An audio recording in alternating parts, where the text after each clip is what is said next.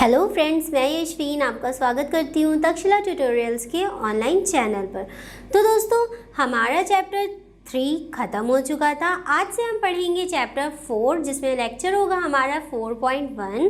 दोस्तों, चैप्टर 4 हमारा first unit का है। ये चारों चैप्टर पढ़ लेंगे हम। फिर उसके बाद क्या होगा कि ये वाली यूनिट हमारी पूरी कंप्लीट हो जाएगी। इसके बाद हम सेकेंड यूनिट पढ़ेंगे, जो कि होगी हमारी आनुवांशिकता की। वो होगा चैप्टर नंबर 5। आज हमारा है चैप्टर 4, जिसमें लेक्चर 4.1 है। ये चैप्टर हमारा बहुत ज़्यादा बड़ा नहीं है, बिल्कुल छोटा सा ही चैप्टर है। सिर्फ कुछ पॉइंट्स हैं जो हमें देखने हैं, कुछ टॉपिक्स हैं जिनके बारे में बात करेंगे और कुछ नहीं है। इसमें ज़्यादा कुछ समझाने वाला चैप्टर नहीं है। प्लस इसमें से कोई बहुत ज़्यादा क्वेश्चंस भी नहीं बनते हैं। सिर्फ ये एक रिप्रोडक्टिव हेल्थ नाम का छोटा सा चैप्टर है जिसके बारे में हमें पढ़ना है। इसके अंदर थोड़े थोड़े से पार्ट्स हैं, थोड़े थोड़े से टॉपिक्स हैं जो हमें देखने हैं, उनके बारे में चर्चा करनी है और बस ये चैप्टर ख़त्म हो जाएगा। इस चैप्टर के कोई ज़्यादा 12-13 लेक्चर्स नहीं बनेंगे, क्योंकि जैसे कि हमने आपको बताया ये चैप्टर बहुत ही ज़्यादा छोटा है और छोटे छोटे से इसमें टॉपिक्स इंक्लूडेड हैं, जिसकी थोड़ी सी बात करने पर ही वो सारे टॉपिक्स क्लियर हो जाएंगे। इसीलिए चलिए दोस्तों, आज हम चैप्टर 4 ख़त्म कर देंगे पूरा। ठीक, 4.1 लेक्चर में ही ये पूरा चैप्टर ख़त्म हो जाएगा। उसके बाद नेक्स्ट लेक्चर हमारा होगा 5 चैप्टर का, मतलब यूनिट 2 और 5th चैप्टर। तो चलिए दोस्तों, आज का लेक्चर शुरू करते हैं। सबसे पहला, आज के हमारे चैप्टर का नाम क्या है? चैप्टर हमारा 4 है, जिसमें चैप्टर का नाम है जनन स्वास्थ्य। ठीक, जनन स्वास्थ्य को इंग्लिश में कहते हैं रिप्रोडक्टिव हेल्थ। रिप्रोडक्टिव या रिप्रोडक्शन, जनन तो आप पहले से ही पढ़ते आ रहे हैं। 3 चैप्टर में हमने पूरा जनन के ही बारे में पढ़ा। तो वो किस प्रकार से होता है कि जब संख्याओं में वृद्धि होती है, किसी भी चीज़, कोई भी मानव है जैसे, उसकी संख्या में जब वृद्धि होती है उसी को ही तो जनन कहते हैं। या कोई भी ऑर्गेनिज्म ले लिए, कोई भी जीव ले लिए, जब वो अपनी संतति बनाता है या अपनी संख्या में वृद्धि करता है, उसी को क्या कहते हैं? जनन कहते हैं। तो चलिए दोस्तों, रिप्रोडक्टिव हेल्थ मतलब क्या होगा? रिप्रोडक्टिव हेल्थ मतलब उस जनन से रिलेटेड उसके स्वास्थ्य, जैसे कि यहाँ बताया गया है स्वास्थ्य। कौन सा स्वास्थ्य? जनन स्वास्थ्य। इसमें क्या क्या चीज़ें अंतर्गत आती हैं वो भी हम पढ़ेंगे। सबसे पहले पिछले अध्याय में आपने जनन तंत्र यानी कि रिप्रोडक्टिव सिस्टम, हमने किसका रिप्रोडक्टिव सिस्टम पढ़ा था? ह्यूमन का, मानव का रिप्रोडक्टिव सिस्टम पढ़ा था। उसमें एक नर था, एक मादा था, उनके अंदर की कितने जनन तंत्र होते हैं, कैसे कैसे होते हैं, ये सब हमने अध्याय 3 में पढ़ लिया है। अब अध्याय 4 में हमें किसके बारे में पढ़ना है? रिप्रोडक्टिव हेल्थ के बारे में पढ़ना है। तो पिछले अध्याय में आपने जनन तंत्र मतलब रिप्रोडक्टिव सिस्टम और उसके प्रकार, उसके बारे में भी हमने पढ़ा था ना, कि उसकी क्या क्या कार्य हैं, कौन सा अंग उसका क्या कार्य करता है, वही यहाँ बताया गया। प्रकारों के बारे में पढ़ा था। अब उससे जुड़े निकट शीर्षक अर्थात जनन स्वास्थ्य के बारे में हम चर्चा करेंगे। इस पूरे अध्याय में हमें से क्या पढ़ना है? जनन स्वास्थ्य के बारे में पढ़ना है। तभी दोस्तों, इसमें बहुत ज़्यादा टॉपिक्स नहीं बन रहे थे, इसलिए एक लेक्चर में ये पूरा आज ही ख़त्म हो जाएगा चैप्टर। अब उससे जुड़े निकट शीर्षक, जनन स्वास्थ्य इसी से मतलब रिप्रोडक्टिव सिस्टम से ही जुड़ा हुआ है। बस इसमें कुछ कुछ बातें हैं जो अभी हम आपको बताएंगे। इसमें अब हमारा सबसे पहला टॉपिक है, या ये कह सकते हैं कि इसके बारे में हमें क्या क्या पढ़ना होगा, बस यही देखना है।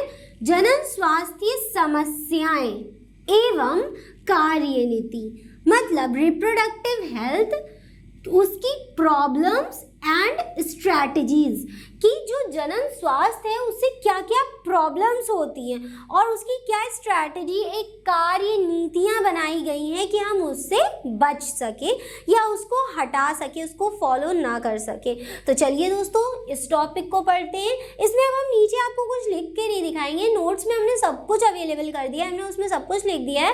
बस अब हम क्या करेंगे, इसके बारे में आपको बता देंगे। ठीक, विश्व में भारत ही एक ऐसा इकलौता देश है जिसमें इस जनन स्वास्थ्य से रिलेटेड कुछ कार्य नीतियाँ बनाई गई हैं, उनके बारे में बताने के लिए। अब जैसे कुछ लोग होते हैं जिनको इसके बारे में नहीं पता होता है कि रिप्रोडक्टिव हेल्थ क्या है, जनन स्वास्थ्य क्या है, और कुछ भी उनको काफ़ी प्रॉब्लम्स झेलनी पड़ती है इसे लेकर। ठीक, और तो इसके बारे में काफ़ी ज़्यादा जागरूकता होनी ज़रूरी है। तभी कुछ कॉलेजेस में हो सकता है कि आपके कॉलेजेस में भी कुछ लोग काउंसलिंग करने आते हैं जो आपको काफ़ी चीज़ों के बारे में बताते हैं कि रिप्रोडक्शन क्या होता है, रिप्रोडक्शन क्या चीज़ है, उससे कैसे निपटना है, कैसे क्या किया जाता है, ये सब बताया जाता है।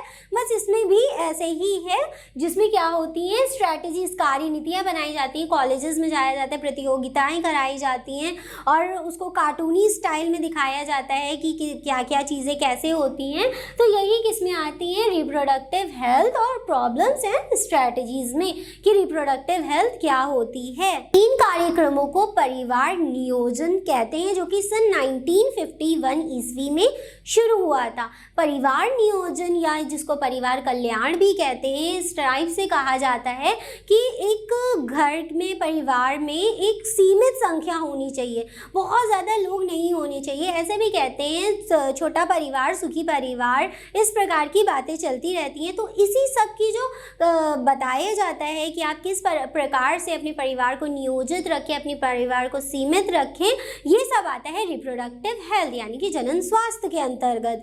इसी की कार्यनीति सन 1951 भारत में तैयार की गई थी, जिसको एक कार्यनीति के तौर पर यूज़ किया जाता है कि जगह जगह पे जाके या गांव में जाके लोगों को समझाया जाता है कि परिवार कल्याण या परिवार नियोजन क्या होता है, आप इसको किस प्रकार से अपना सकते हैं, इसकी क्या क्या कार्यनीति होती है, ये सब आता है रिप्रोडक्टिव हेल्थ या जनन स्वास्थ्य में। और इसकी कार्यनीति में भी यही होता है कि हम उसको किस प्रकार से रोक सकते हैं, किस प्रकार से उसका विरोध कर सकते हैं, कल्याण कर सकते हैं, ये सब इसी टॉपिक के अंतर्गत आते हैं। तो ये वाला टॉपिक कंप्लीट हो गया। हमने आपको इसकी प्रॉब्लम्स बता दी कि बहुत ज़्यादा जनसंख्या बढ़ जाती है अगर परिवार नियोजन नहीं करेंगे या परिवार कल्याण नहीं करेंगे। और फिर दूसरा है स्ट्रैटेजीज़, मतलब कार्यनीतियाँ। तो बहुत सारे स्कूलों में काउंसलर्स आते हैं या बहुत ज़्यादा सी चीज़ें बताते हैं वो कि ऐसे से ऐसे होता है, या बहुत सारे जो इस कार्यनीति से जुड़े लोग होते हैं वो गाँव में जाते हैं या काउंसिल करते हैं लोगों को, परिवारों को, कि आप इस तरीके से अपनाएं तो आपको फ़ायदा होगा, आपका परिवार छोटा रहेगा। अब वो क्या क्या चीज़ें हैं वो अभी हम आपको बताते हैं। तो चलिए अपने नेक्स्ट टॉपिक की तरफ बढ़ते हैं। दोस्तों अब हमारा दूसरा टॉपिक है जनसंख्या स्थायीकरण और जन्म नियंत्रण। ठीक, इसको इंग्लिश में बोलते हैं population explosion and birth control. अब देखिए, बढ़ती हुई जनसंख्या भारत में तो बहुत ज़्यादा जल्दी से जनसंख्या बढ़ रही है और मृत्यु दर कम होती जा रही है। इतनी टेक्नोलॉजीज़ आ गई हैं जिसकी वजह से मृत्यु दर लगातार घटती जा रही है और जो जनसंख्या है वो एक्सप्लोजन मतलब बढ़ती जा रही है। तो उसको स्थायीकृत मतलब उसको स्थायी रखने के लिए, उसको कम रखने के लिए काफ़ी ज़्यादा उपाय होते तो हैं, लेकिन काफ़ी लोगों को इसके बारे में पता नहीं होता है। वो इससे अनजान होते हैं कि किस किस तरीके से वो अपने परिवार को स्थिर रख सकते हैं, बर्थ कंट्रोल रोक सकते हैं, मतलब जन्म नियंत्रण कर सकते हैं। कि एक बहुत ज़्यादा आर्टिकल फेमस हुआ था, शायद आप सभी ने सुना होगा, हम दो हमारे दो परिवार के टाइप का। तो उसमें क्या होता है, ये बताने की कोशिश की जाती है कि जो छोटा परिवार होता है वो सुखी परिवार होता है। ऐसा क्यों? आप सिर्फ 2 ही बच्चे पैदा करें, उससे ज़्यादा क्यों ना करें, ऐसा क्यों कहते हैं? इसलिए ताकि आप उनको एक अच्छी एजुकेशन दे सके। पहले वाले लोगों की क्या सोच होती थी कि जितने ज़्यादा बच्चे होंगे हमें उतने ज़्यादा लेबर्स मिल जाएंगे घर के काम के लिए, या ऐसा वैसा पहले के लोग ऐसा सोचते थे। लेकिन जहाँ तक आपके लोगों की सोच बात है कि भैया बस उतने ही पैदा करो जितनों को पढ़ा पाओ, जितनों को अच्छी शिक्षा दे सको, जितनों को अच्छे से रख पाओ, उनकी अच्छे से देख रेख कर सको, बस। लेकिन पुराने ज़माने के लोग या आज भी काफ़ी लोग ऐसा सोचते हैं कि जितने ज़्यादा बच्चे होंगे, जितने ज़्यादा लोग होंगे हमारे घर में, उतनी ज़्यादा लेबर हमारे पास होंगे, श्रमिक टाइप के होंगे, वो काम करेंगे तो पैसा आएगा, ऐसा सब सोचते हैं। तो इसी के लिए क्या होता है, इसी की वजह से जनसंख्या स्थायीकृत नहीं रहती है, पॉपुलेशन एक्सप्लोजन होता है, जिसकी वजह से जनसंख्या लगातार तेज़ी से बढ़ती जा रही है। भारत की भी जनसंख्या बहुत तेज़ी से बढ़ रही है।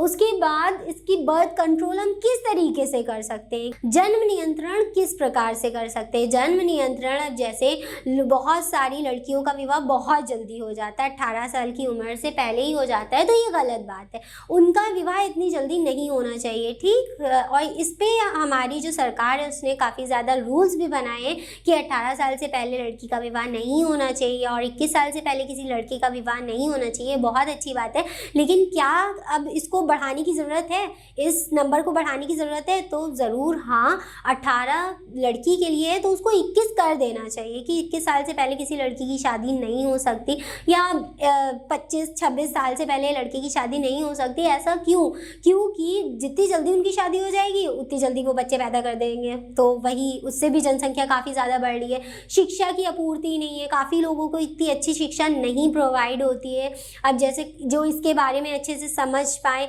फिर बहुत रूढ़िवादी सोच होती है, बाल विवाह टाइप के, इस टाइप की बहुत सारी बातें होती है, जिसकी वजह से क्या होता है कि लोगों की शादी जल्दी करी जाती है, जनसंख्या बढ़ती चली जाती है, और बर्थ कंट्रोल हमें इसको रोकना चाहिए, जो कि इसके लिए बहुत ज़्यादा ज़रूरी है।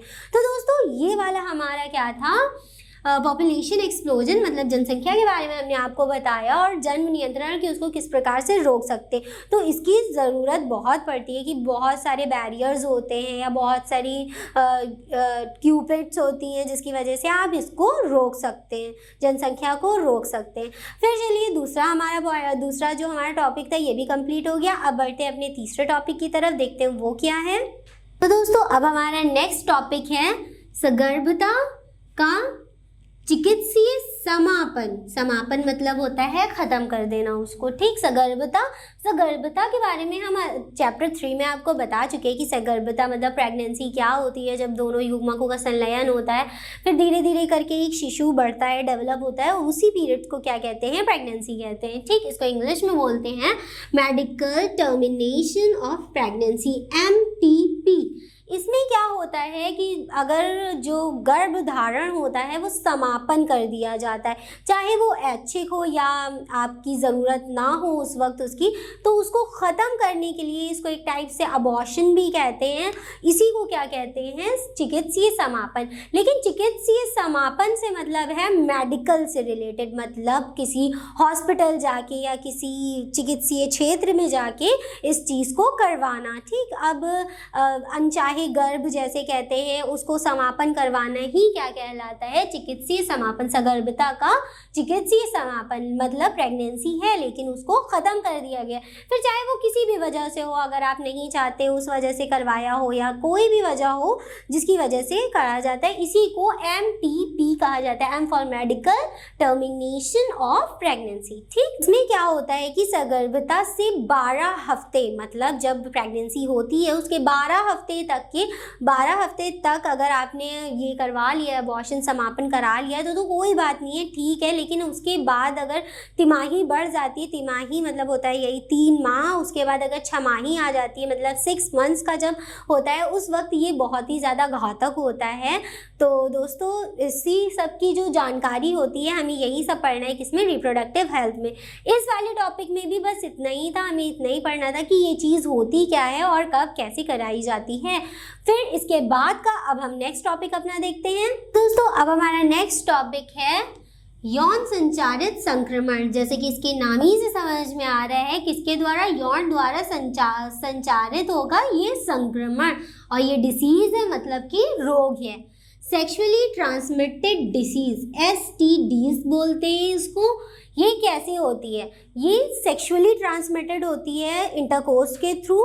क्या होता है कि ये एक व्यक्ति से दूसरे व्यक्ति में ट्रांसमिट होती है, इसीलिए इसको बोलते हैं ट्रांसमिटेड या संक्रमण या संक्रमित मतलब वो जो एक से दूसरे में संक्रमित हो।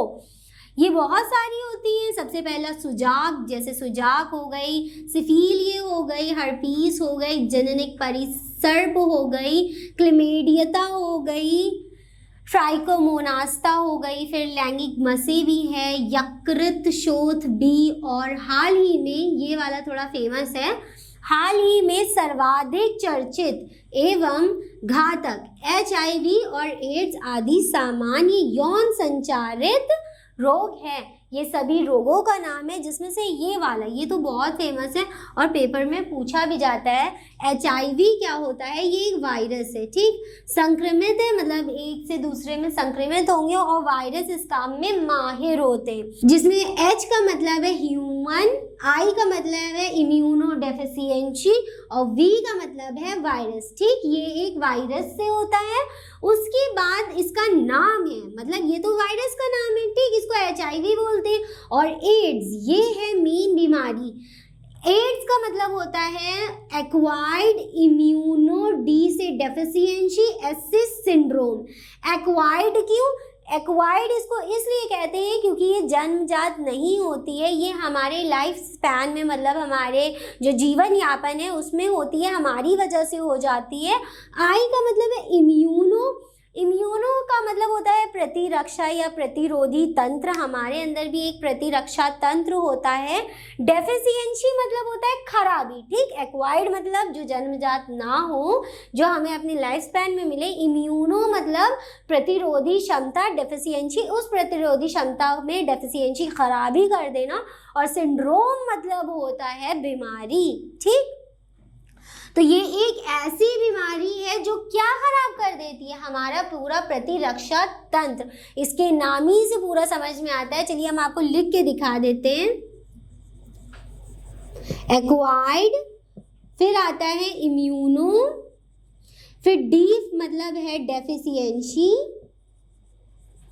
और एस का मतलब होता है सिंड्रोम।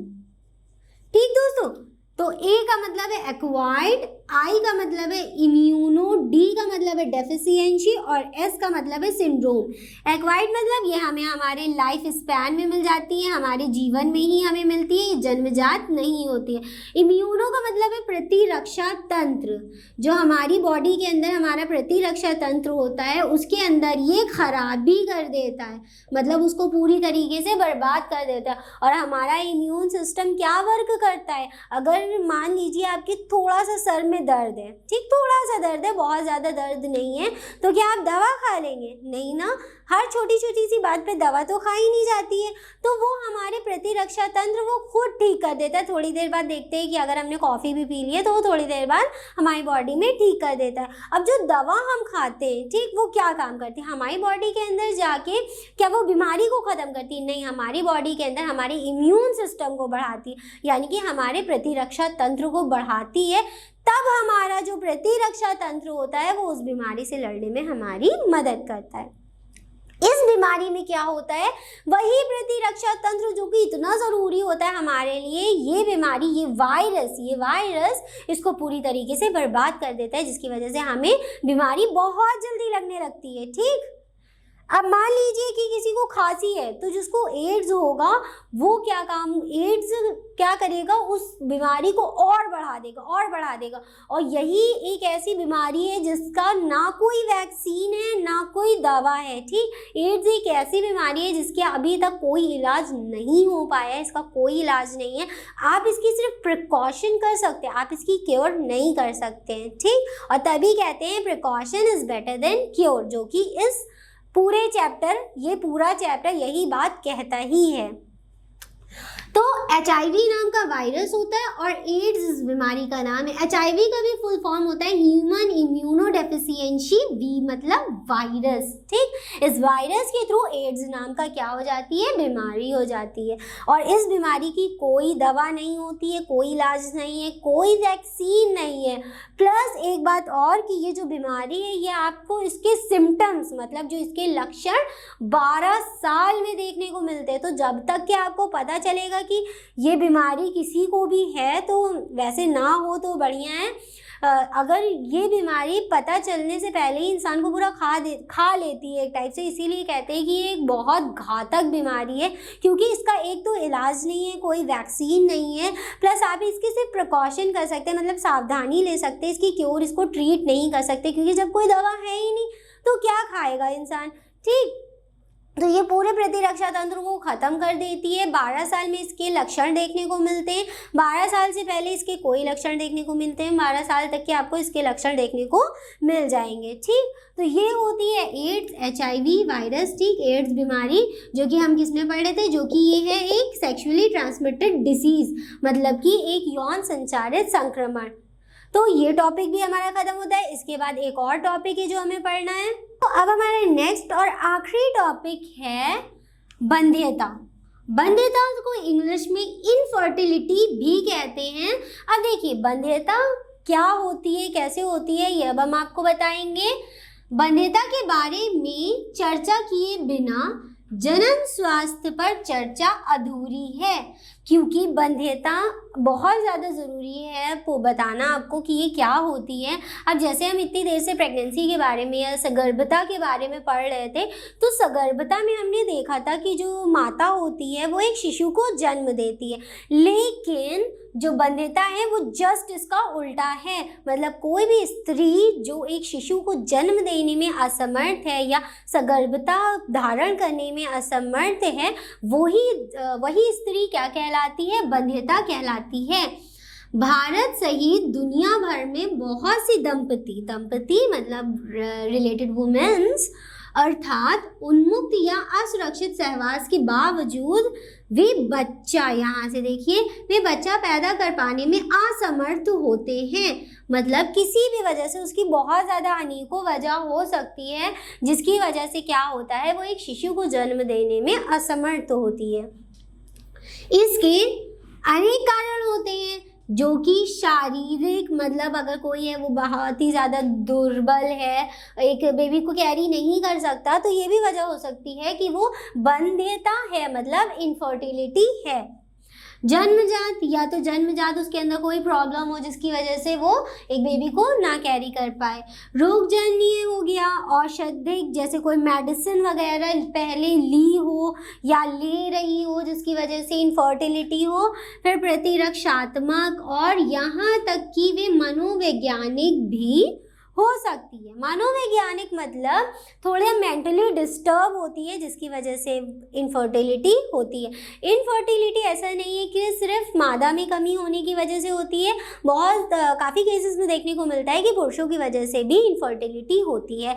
या तो स्पर्म, जैसे कि हमने आपको पहले ही बताया था कि फर्टिलाइजेशन मतलब निषेचन की प्रोसेस कैसे होती है, जब दो युग्मक आपस में मिलते हैं, अगर उनमें से कोई एक भी युग्मक नहीं होगा तो क्या फर्टिलिटी होगी या निषेचन की प्रोसेस होगी? नहीं ना, बिल्कुल नहीं हो सकती। तो जब तक कि दोनों युग्मक बिल्कुल सही सलामत अच्छे से नहीं होते, जब तक कि फर्टिलाइजेशन या निषेचन की प्रोसेस नहीं होती है। यही देखने को मिलता है इसमें भी। मान लीजिए मादा के एग्स सही हैं, बिल्कुल अच्छे हैं, लेकिन पुरुष का स्पर्म नहीं है, पुरुष के शुक्राणु सही नहीं है, वो वहाँ तक नहीं पहुँच पा रहे हैं, तो इसमें क्या, किसकी गलती है? इसमें क्या एक स्त्री की गलती है? नहीं ना। लेकिन फिर भी बहुत ज़्यादा लोग यही रूढ़िवादी सोच लिए बैठे रहते कि लड़की बाज है, ये है, वो है। ऐसा कुछ नहीं होता है। दोनों तरफ से कोई ना कोई प्रॉब्लम्स क्रिएट होती है जिसकी वजह से इनफर्टिलिटी होती है। इस बंध्यता को दूर करने के लिए बहुत ज़्यादा तकनीकें भी उपयोग करी गई हैं, जैसे कि IVF, इन विट्रो फर्टिलाइजेशन, जिसको टेस्ट ट्यूब बेबी भी कहते हैं, जिसमें क्या करते हैं कि एक शुक्राणु लेते हैं, पुरुष का शुक्राणु लेते हैं और मादा का अंडाणु या एग लेते हैं, उन दोनों को बाहरी वातावरण में, मतलब किसी लेबोरेटरी वगैरह में फ्यूज़न कराते हैं, उनके भी निषेचित कराते हैं, और उस एग को, उस फर्टिलाइज्ड एग को, उस निषेचित अंडे को एक मादा में ट्रांसमिट कर देते हैं, जो कि वो ईजिली कैरी कर लेती है। ठीक इस टाइप से भी होता है जिसकी वजह से बंध्यता दूर हो सकती है। लेकिन अगर ऐसा भी नहीं हो सकता है तो एक सैरोगेट मदर होती है। सैरोगेट मदर मतलब कोई एक ऐसी औरत जो कि किसी का बेबी कैरी कर सके 9 मंथ तक के, उसको सैरोगेट मदर कहते हैं। ऐसा भी हो सकता है जिसकी वजह से बंध्यता दूर हो जाती है, आपको आपका बेबी मिल जाता है। ठीक, ये सब होती है। लेकिन जो बंध्यता होती है उसका मतलब यही होता है, इसको दूर करने के लिए वही है IVF या टेस्ट ट्यूब बेबी, ये सब किया जाता है जिसकी वजह से बंध्यता दूर हो जाती है। तो दोस्तों ये वाला टॉपिक अब हमारा लास्ट टॉपिक था। ये चैप्टर यहीं पे ख़त्म होता है, इसमें बंध्यता तक ही था। इसमें यही कुछ छोटे छोटे से टॉपिक थे जिनके बारे में हमें पढ़ना था। इनमें छोटे छोटे शॉर्ट नोट्स टाइप के क्वेश्चन आते हैं, जैसे अति लघु लघु टाइप के क्वेश्चन आते हैं। उससे ज़्यादा हो सकता है लॉन्ग में आए तो आए, वरना नहीं आता है, बहुत कम ही पूछा जाता है। फिर भी हमें इसे पढ़ना बहुत ज़्यादा ज़रूरी होता है। हमने आपको पूरा चैप्टर समझा दिया, ये चैप्टर यहीं ख़त्म होता है। अब नेक्स्ट लेक्चर में हम क्या करेंगे, अपना 5th चैप्टर शुरू करेंगे। 5th चैप्टर बहुत ही ज़्यादा ज़रूरी है, बहुत इंपॉर्टेंट चैप्टर है दोस्तों, बहुत अच्छे से पढ़िएगा उसे। हम भी कोशिश करेंगे कि आपको बहुत अच्छे से समझाएं उसे। ठीक, तो चलिए ये वाला लेक्चर हमारा यहीं ख़त्म होता है। हमने सारे टॉपिक्स इस चैप्टर से सारे टॉपिक्स हमने क्लियर कर लिए। फिर भी अगर आपके कोई डाउट्स हैं या कुछ आपको नहीं समझ में आ रहा है या किसी चीज़ के बारे में आपको पूछना है तो आप इजीली कांटेक्ट करके हमसे पूछ सकते हैं। हम आपको आपके क्वेश्चंस का आंसर देंगे। और इस लेक्चर से रिलेटेड सारे नोट्स आपको नीचे डिस्क्रिप्शन बॉक्स में मिल जाएंगे, वहाँ से आप लिंक डाउनलोड करके पढ़ सकते हैं। नोट्स में हमने सब कुछ लिख दिया है। हमने यहाँ पे सिर्फ टॉपिक डाला था और उसमें नीचे की तरफ आपको लिख के दिखा दिया था कि ऐसे ऐसे उसके बारे में समझा दिया था। लेकिन नोट्स में आप फिक्र ना करिए, नोट्स में हमने सब कुछ लिख दिया है, आप वहाँ से पढ़ सकते हैं। फिर भी कोई डाउट हो तो पूछ सकते हैं। तो दोस्तों ये चैप्टर हमारा यहीं पे ख़त्म होता है, चैप्टर 4 और यूनिट 1। याद रखिएगा यूनिट 1 अब हमने कंप्लीट कर दिए। यूनिट 1 में 4 चैप्टर थे। सबसे पहला क्या था, जीवों में जनन, दूसरा था पुष्पी पादपों में लैंगिक जनन, तीसरा था मानव जनन और चौथा था ये वाला जनन स्वास्थ्य या रिप्रोडक्टिव हेल्थ। ये चारों चैप्टर पहली यूनिट में आए थे। अब क्या है कि अब हमें दूसरी यूनिट पढ़नी होगी जो अब हमारे नेक्स्ट लेक्चर से शुरू होगी। दूसरी यूनिट में सबसे पहला चैप्टर होगा अनुवांशिकता, जो कि बहुत इंटरेस्टिंग चैप्टर है, बहुत अच्छा चैप्टर है, आपको अच्छा लगेगा पढ़ने में। तो वो चैप्टर पढ़ेंगे हम। तो दोस्तों यहाँ पे ये चैप्टर हमारा ख़त्म होता है। तो दोस्तों आज की क्लास में बस इतना ही, मिलते हैं अपनी नेक्स्ट क्लास में। Thank you.